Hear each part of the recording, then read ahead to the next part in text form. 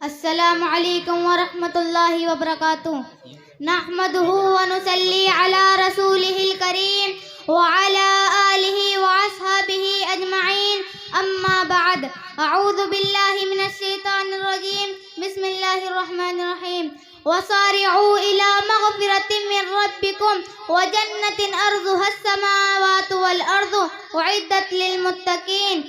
خودی کو کر بلند اتنا کہ ہر تقدیر سے پہلے، خودی کو کر بلند اتنا کہ ہر تقدیر سے پہلے، خدا بندے سے خود پوچھے بتا تیری رضا کیا ہے. معزز حاضرین مجلس، میں نے خطبے میں قرآن مجید کی ایک آیت کریمہ تلاوت کی ہے جس کا ترجمہ یہ ہے: اور دوڑو اپنے رب کی مغفرت اور اس جنت کی طرف جس کی وسعت ایسی ہے جیسے سب آسمانوں اور زمین کی وہ تیار کی گئی ہے خدا سے ڈرنے والوں کے لیے.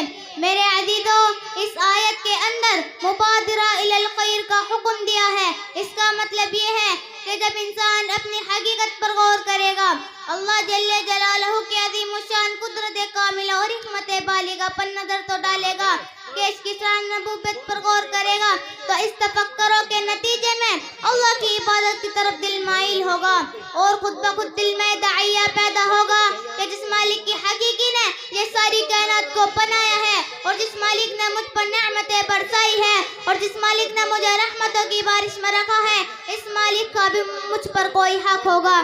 جب یہ جذبہ اور میلان دل میں پیدا ہو تو اس وقت کیا کرنا چاہیے؟ اس کا جواب یہ ہے کہ جب اللہ کی عبادت کا داعیہ پیدا ہو اور کس نے کام کرنے کا حوصلہ سامنے آئے تو اس وقت ایک مومن کا کام یہ ہے اس کو جل جل کر لینا چاہیے. اس کام میں دیر نہ لگے، یہ معنی مبادرہ کا ہے، یعنی کس کام کو جلدی سے کر لینا، ٹال مٹول نہ کرنا، آئندہ کل پر نہ ٹالنا. محترم دوستو، صحابہ اکرام رضی اللہ عنہ کا حال یہ تھا کہ وہ ہر کام میں ایک دوسرے سے آگے بڑھنے کی کوشش کرتے تھے کہ مبادا شیطان اس کام میں کہیں وسوسہ ڈال کر رکاوٹ پیدا نہ کر دے. اور شیطان کا حربہ ہے کہ ایک کے ساتھ الگ الگ ہوتا ہے، کافر کے ساتھ اس کا معاملہ الگ ہوتا ہے اور مومن کے ساتھ الگ. مومن کے دل میں بات نہیں ڈالے گا کہ اس نے کام کو مت کرے، برا کام ہے، کیونکہ وہ جانتا ہے یہ صاحب ایمان ہے، اس لیے نیکی کے کاموں کو برا نہیں سمجھے گا. اس لیے مومن کے ساتھ یہ حربہ ہوتا ہے کہ نفل نماز پڑھنا، روزہ رکھنا، صدقہ خیرات وغیرہ کرنا، یہ سب نیک کام ایسے کرنے چاہیے. ماشاءاللہ، بہت عمدہ. کل سے شروع کریں گے. اب جب کل آئے گی تو ہو سکتا ہے یہ کو ہی انسان بھول جائے، پھر جب کل آئے گی تو یہ کہے گا چلو کل سے شروع کریں گے، کہ تو وہ کل زندگی بھر کبھی نہیں آئے گی.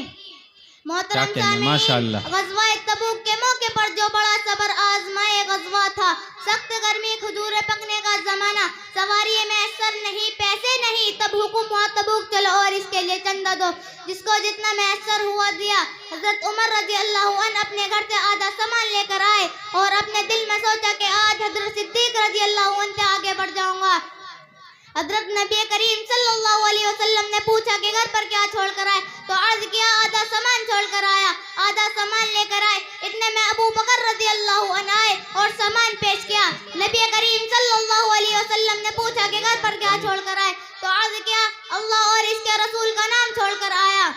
حضرت عمر رضی اللہ عنہ نے فرمایا کہ میں کبھی ابو بکر رضی اللہ عنہ سے آگے نہیں بڑھ سکتا.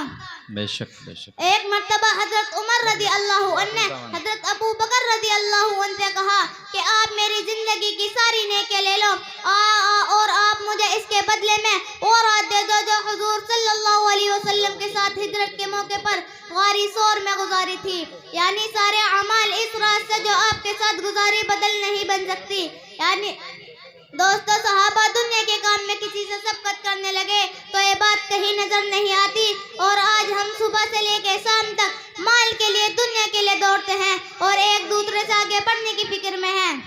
ماشاءاللہ، بہت عمدہ. صلی اللہ علیہ وسلم نے ایک عجیب ارشاد فرمایا جو ہمارے لیے نسخہ اکثیر ہے. فرمایا کہ دنیا کے ہمیشہ اپنے سے پیچھے والوں کو دیکھو اور امتر حیثیت والوں کے ساتھ رہو، اور دین کے معاملے میں ہمیشہ اپنے سے اونچے آدمی کو دیکھو اور ان کی صحبت اختیار کرو تاکہ خدا کی نعمتوں اور نیک قدر ہو. کیا کہنے بھائی، سبحان اللہ، ماشاءاللہ. ہمیشہ اپنے کام کا احساس ہو اور آگے بڑھنے کی فکر پیدا ہو.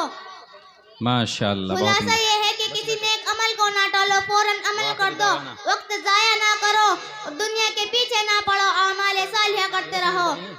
اللہ ہمیں عمل کی توفیق نصیب فرمائے. واخر دعوانا ان الحمدللہ رب العالمین. ماشاء اللہ.